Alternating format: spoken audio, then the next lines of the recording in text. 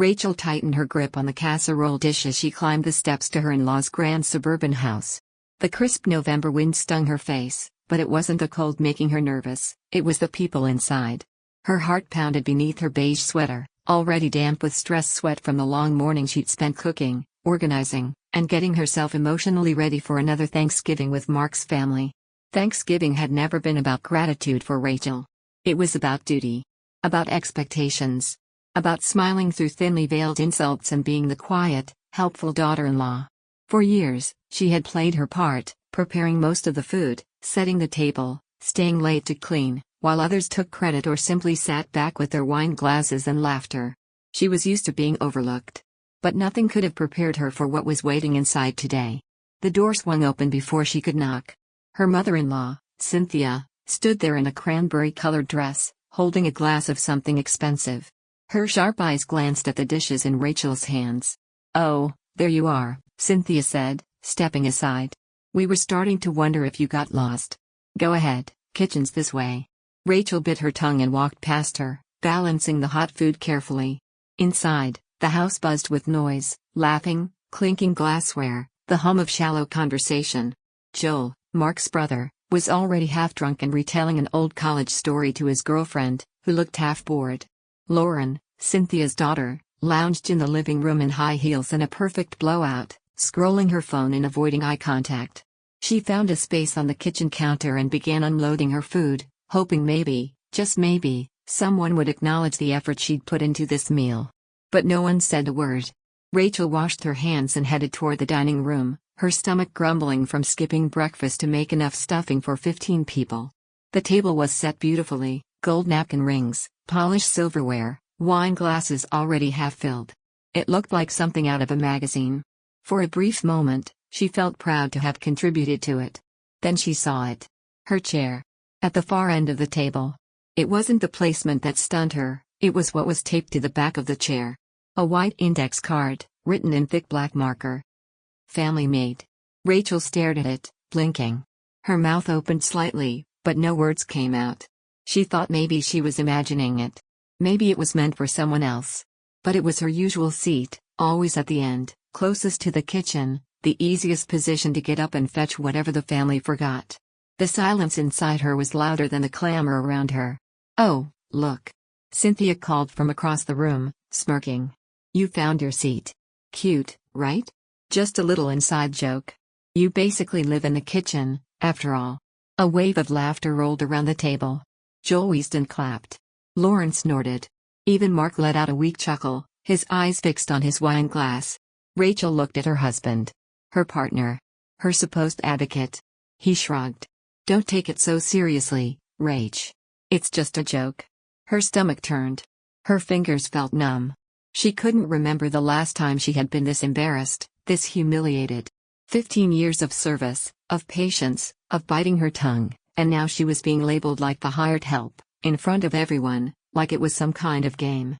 She sat down slowly, her legs heavy. Her heart was hammering in her chest, and she could feel the burn of tears at the back of her eyes. She wouldn't cry. Not here. Not in front of them. The family maid sign loomed over her shoulder like a slap. She picked up her phone from her purse, needing something, anything, to ground her. That's when she saw it. A message from her son, Noah. "We're coming in. Be there in 5.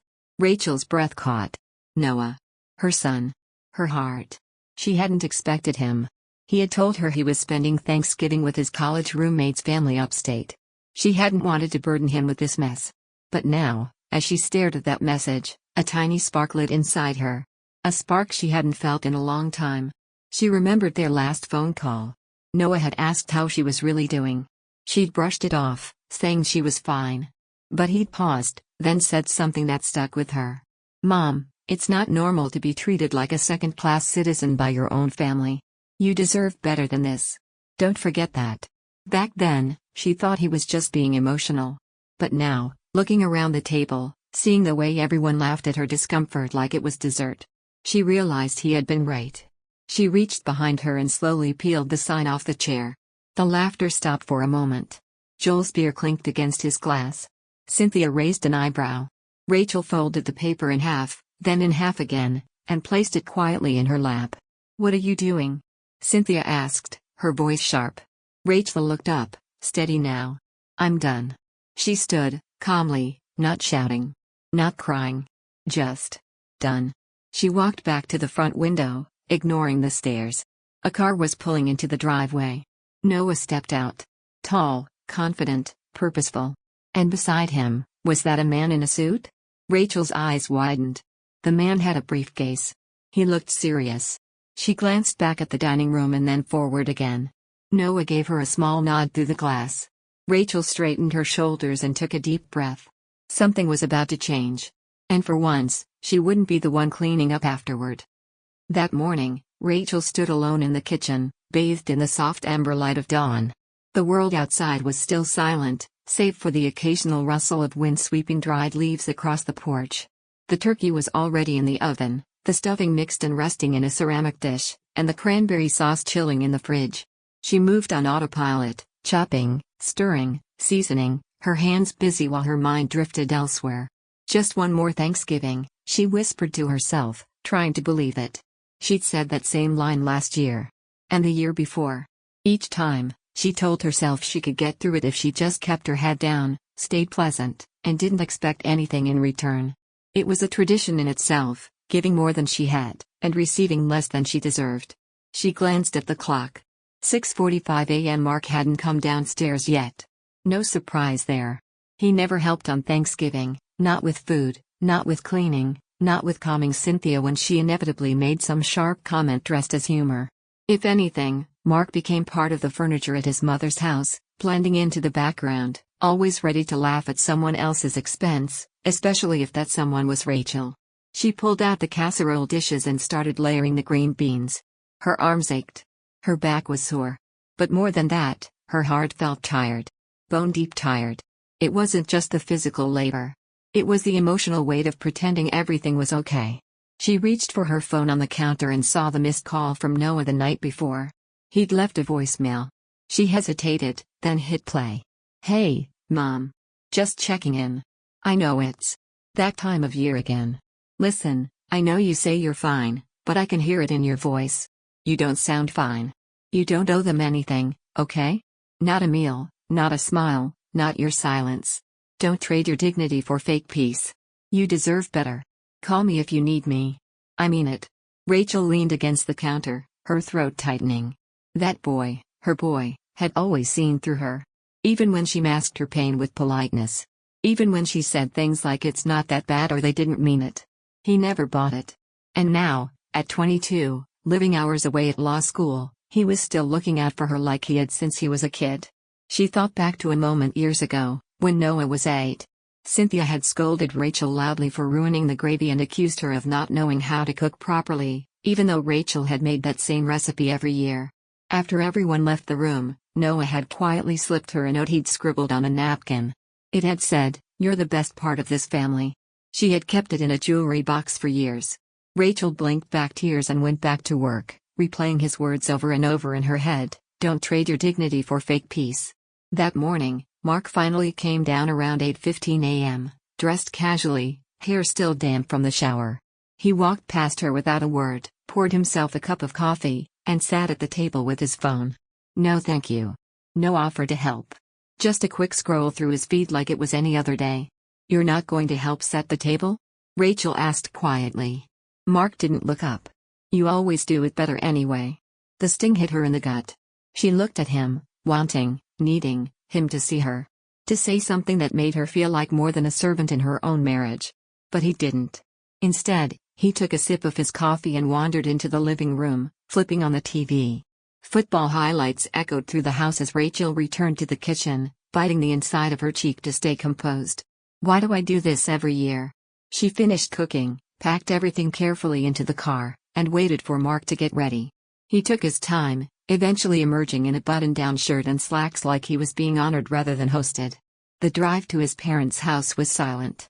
Rachel stared out the window, watching the trees blur past. Her stomach churned, not from hunger, but from dread. The same dread she felt every holiday, a fear of being humiliated in small, subtle ways. Of being reduced to a role. A prop. A joke. But Noah's voice was still in her head. She arrived, cooked, and served as expected. She didn't expect warmth, or gratitude, or even eye contact.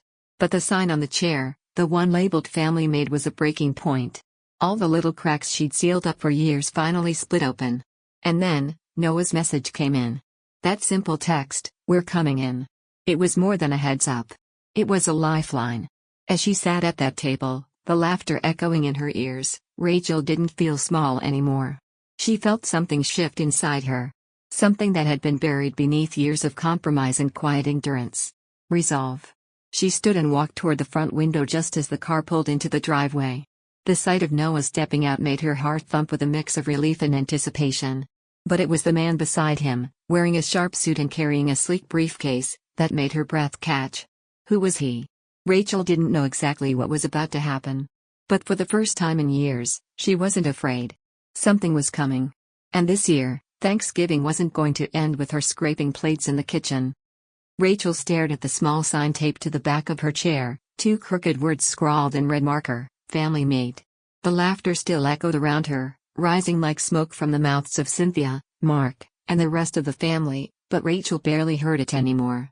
Something inside her had gone still, quiet, but not numb. She felt heat rising from her chest, not from shame this time, but something else. A slow burn. She touched the edge of the paper, her fingers brushing its rough corners. It was just a joke, they would say. Just a harmless bit of fun. But Rachel knew better. That sign was years in the making, an accumulation of silent slights, underhanded comments, and the constant reinforcement of her place in this family, useful, but not valued. Present, but never seen. And until now, she had accepted it. But something shifted. It was as if Noah's voice had reached across time and space and pulled her back into herself. Don't trade your dignity for fake peace. Her phone buzzed in her pocket again. A new message from Noah. Be there in 10. Rachel's breath hitched. For the first time that day, she felt something sharp and clean slice through the fog of exhaustion, hope.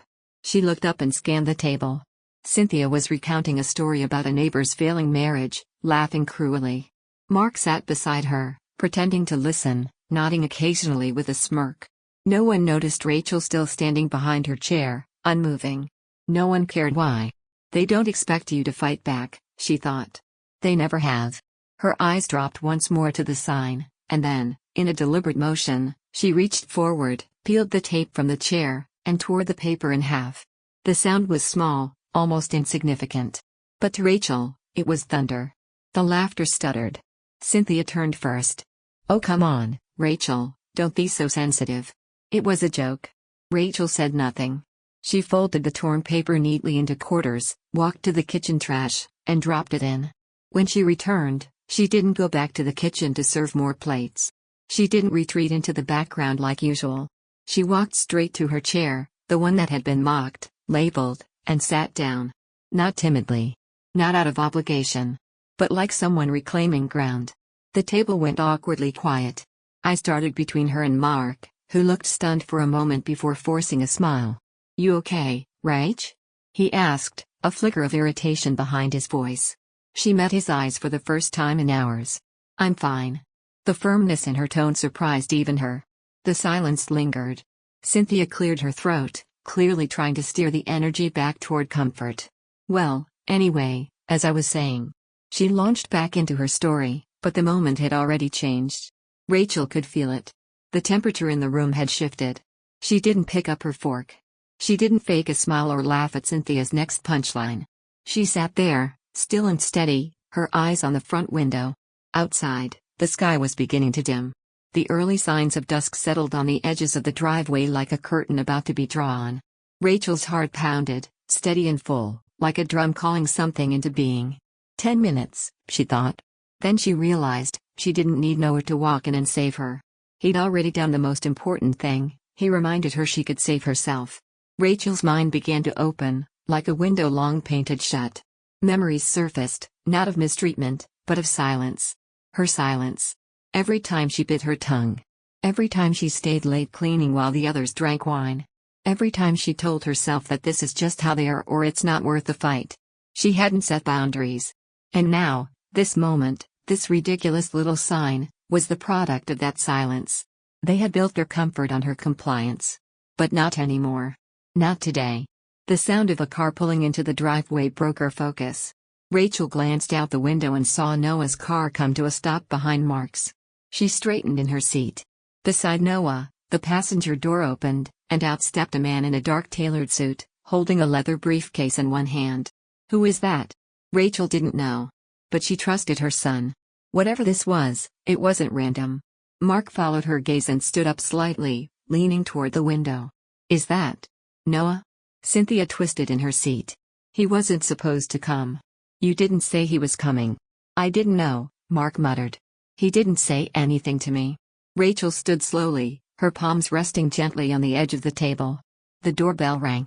Cynthia froze, her smile faltering. Who's the man with him? Rachel turned toward the hallway, her voice calm but certain. We're about to find out. She walked toward the door, her heart thudding in her chest, not with fear, but with purpose. Behind her, the family stayed seated, uneasy now. The energy in the room had turned. It was no longer her submission that anchored them, it was the unknown that now approached. Rachel reached the door. She took a deep breath, rested her hand on the knob, and opened it. Noah stood there, tall and confident, with the wind catching the edges of his coat. His eyes met hers and softened. Behind him stood the man in the suit, early 40s, clean-shaven, a look of calm precision on his face. Hi, Mom, Noah said, his voice steady. Is it a good time? Rachel didn't hesitate. It's the perfect time. She stepped aside. And for the first time in years, she didn't feel like a guest in someone else's home. She felt like the beginning of a storm they never saw coming. The silence was thick as Rachel led Noah and his guest down the hallway. Each step she took echoed in the air, heavy with the weight of something long overdue. The family at the dining table looked up, their expressions frozen between confusion and discomfort. Cynthia's wine glass was still in her hand. She held it like a shield. Mark rose halfway out of his seat. Noah, he said cautiously, glancing at the man beside him. What's going on? Noah gave his father a polite but cool nod. Hi, Dad. He turned toward Cynthia. Grandma. Then he stepped aside. This is David Lynn, from the firm I intern with. David offered a brief smile and adjusted his glasses. Good evening. I won't take up too much of your time. Rachel stood behind them, her arms crossed, not angry, but not apologetic either. She was calm, grounded, and alert. This wasn't vengeance. It was closure. David reached into his leather briefcase and pulled out a single manila envelope. This is not a legal summons. It's a personal cease and desist letter. Non-binding, but very serious. He handed it to Cynthia, who took it with trembling fingers. What is this? She asked, scanning the front. David remained professional. It's a formal document listing behaviors and patterns directed toward Mrs. Whitmore, Rachel, that constitute emotional abuse, unpaid labor, and long-term exploitation within a family setting. It's also a declaration of her intent to no longer tolerate this treatment. Cynthia blinked. What are you talking about? This is ridiculous. Mark scoffed. You're turning Thanksgiving into a courtroom? Rachel spoke for the first time. Her voice was soft but unwavering. No. I'm finally turning it into a place where I have a voice. Noah stepped beside her, offering silent support. David continued, this letter outlines instances of verbal humiliation, the expectation of unpaid service in the form of cooking, cleaning, and hosting, and the repeated denial of emotional recognition and support. It also includes a detailed list of contributions Rachel has made to this family over the past 15 years, holidays, birthdays, graduations, funerals, almost all of which she planned, funded, or facilitated without acknowledgement. Mark's jaw tensed. This is some kind of stunt. Rachel shook her head. No, Mark. The stunt was taping a family-made sign to my chair and expecting me to laugh along. David added, the letter requests that all family members cease demeaning language, coercive requests, and exclusionary behavior. While there are no legal consequences tied to this letter, it documents a formal warning that further mistreatment may result in legal consultation regarding emotional harm and exploitation. Cynthia looked horrified. You're threatening to sue your own family? I'm asking you to stop treating me like I'm less, Rachel said. And if being direct is what it takes, then so be it. Aunt Claire, who had been quiet all evening, finally spoke up. Rach, honey, aren't you being a little sensitive? We all pitch in. Rachel turned to her. Claire, name the last time you cleaned up after dinner. Or the last dish you brought that wasn't catered? Claire opened her mouth, then shut it again. Rachel's gaze moved to each person around the table. You've all benefited from my silence. From me smiling through things that hurt. From me making peace while biting my tongue. But that ends today. Cynthia's voice cracked. I thought you liked doing it. Rachel gave a tired smile. I like being part of the family. I never liked being taken for granted. Mark rubbed his temples. Why now? Why make a scene? Because for years, I convinced myself that if I just kept giving, you'd eventually see me, Rachel said. But today you labeled me, literally, as your servant. And that label told me everything I needed to know. Noah stepped forward. I told her she didn't have to keep accepting this. That peace built on silence isn't peace, it's pressure. She deserves better. Cynthia looked up, tears in her eyes now. I didn't know she felt this way. That's the problem, Rachel said gently. You never asked. David cleared his throat and closed his briefcase. Unless there are questions about the letter, I believe my job here is done. Cynthia said nothing. Mark looked like he wanted to protest, but there was no ground left to stand on. David turned to Rachel. You're empowered to enforce your own boundaries, Mrs. Whitmore. You don't need a law degree to say enough. Thank you, she replied, her voice a bit lighter. As David walked toward the front door, Rachel turned to the table one last time. I'm not here to burn bridges. But I am done patching up ones you keep walking all over. I'll still be in your lives, if you want me to be. But from now on, I'll be walking in as an equal. Not as the help. She reached down and untied the apron still hanging loosely around her waist. She folded it neatly and placed it on the sideboard. Then she looked at Mark.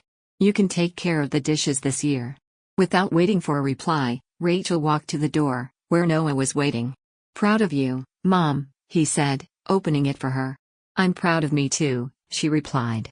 As they stepped out into the crisp evening air, Rachel felt the tension slip from her shoulders like a heavy coat she no longer had to wear. She breathed in deep, feeling more alive than she had in years. For the first time, Thanksgiving wasn't about holding it together. It was about letting go. And for the first time, that felt like freedom. The door clicked shut behind her with a sound so soft, it might have gone unnoticed on any other day. But tonight, Rachel heard it clearly. It wasn't just the closing of a door, it was the end of a chapter. Noah drove, quiet beside her. David had stayed behind briefly, offering some polite goodbyes and promising to be in touch if she needed anything else. In the silence of the car, Rachel let her hand rest lightly on her son's arm. Thank you, she said softly. He glanced at her with a small smile. I didn't do anything you couldn't have done yourself. She chuckled. Maybe. But sometimes it takes someone else believing in you first. When she stepped back into her own home, it felt like the air inside had changed. There were no dishes waiting, no laughter echoing from rooms that didn't include her, no condescending glances or passive-aggressive jabs. Just quiet. Pure, comforting quiet. Rachel stood in her kitchen for a long moment, her hands resting on the countertop, eyes scanning the clean space. For the first time in years, she realized she wasn't exhausted. She wasn't on edge. She wasn't performing. She was simply herself. Later that night, her phone buzzed. A message from Mark. Mark, that scene you caused today was completely unnecessary. We'll talk when you've calmed down. Rachel stared at the screen for a long second. She didn't feel anger. She didn't even feel hurt. Just clarity. She set the phone face down on the table and walked away. There would be no reply. Over the next few days, the silence between them stretched into something permanent. Mark moved into a hotel. He didn't come home, and Rachel didn't chase him. For the first time in their marriage, she wasn't waiting for his reaction. She wasn't bracing herself for disappointment. She simply let it be. Without his presence, the house felt lighter. Brighter. The next morning, Rachel made pancakes, just for herself. No big family spread, no pressure to impress anyone. Just her, a plate of warm pancakes, and a drizzle of syrup. She sat by the window and ate slowly, savoring each bite like it was a declaration of freedom. It felt revolutionary. As the days turned into weeks, Rachel began rediscovering parts of herself she had long forgotten. She unearthed old hobbies, books she had meant to read, music she hadn't played in years. She started going for walks in the early morning, before the world woke up. With each step, she felt her mind untangle from years of tension. One afternoon, she passed a flyer pinned to a notice board outside the library, volunteers needed, Women's Resource Center. Without hesitation, she took a photo. The next day, she walked into the center, unsure of what she could offer but ready to try. The director welcomed her warmly, and soon Rachel found herself sitting with women who carried pain like she once had, quietly, obediently, invisibly. She shared her story. Not all at once, but in pieces. And every time she did, someone else would nod and say, "That happened to me too." Rachel was no longer a silent sufferer. She was a voice for others. A hand to hold. A witness to strength. Back at home, the texts from Mark dwindled to nothing. There were no apologies, only frustration, confusion, and the occasional jab about how she was throwing everything away. But Rachel had stopped feeling guilty. Because now she understood, peace built on silence wasn't peace. It was survival. And she had survived long enough. She changed her phone's background to a photo Noah had taken of her outside the center, smiling, radiant, eyes full of purpose. Underneath it, she wrote 3 words, "I chose me." Her days began to fill, not with obligations, but with intention. She joined a book club. She painted her bedroom a soft green. She took herself out for coffee and brought along a notebook where she wrote down dreams, some old, some new. She stopped asking, "What do they need from me?" and started asking, "What do I need from me?" Thanksgiving became a memory, not a nightmare, not a battleground, just a moment in time that marked the end of something old and the beginning of something real. Rachel didn't hate her family. She didn't wish them harm. But she was no longer willing to shrink herself to fit their expectations. If they wanted a relationship, it would be on new terms. Terms that honored her value. One morning, a letter arrived from Cynthia. Handwritten, on thick stationery. Rachel. I've spent the past few weeks thinking about what happened. I can't promise I understand everything yet, but I want to. I'm sorry. For the sign. For the years. For not seeing you. Rachel folded the letter carefully and tucked it into a drawer. She wasn't ready to respond, but maybe one day she would. Healing, she realized, wasn't always loud or fast. Sometimes it was just a steady commitment to no longer betraying yourself. That night, Rachel stood in front of her bathroom mirror. The woman who stared back wasn't the same person from the start of the story. Her eyes were clearer. Her back was straighter. Her heart was steadier. She wasn't a victim anymore. She wasn't a maid, or a doormat, or a shadow. She was a woman who chose herself. And that choice, quiet, powerful, radical, changed everything. Because dignity wasn't something others gave you. It was something you decided you deserved. And Rachel? She had decided.